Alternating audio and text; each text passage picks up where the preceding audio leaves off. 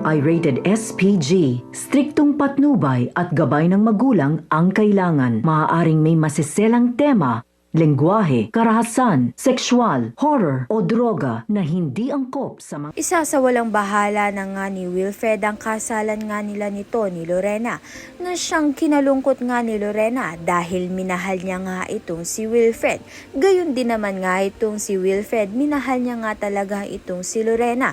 Subalit, alam nga ni Wilfred na si Lorena nga ang pumaslang sa asawa niyang si Joy, kaya naman nga't sumama ang kanyang loob.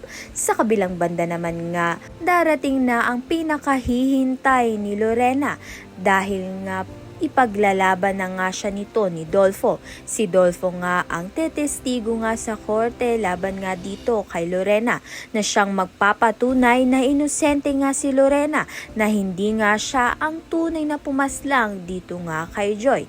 Samantalang gagawa't gagawa naman ng paraan itong si Ronnie sa ikasisira nga nito ni Lorena, dahil ididiin niya ng ididiin si Lorena na siya ang pumaslang sa asawa nga ni Wilfred na si Joy. Subalit wala namang kasiguraduhan nito.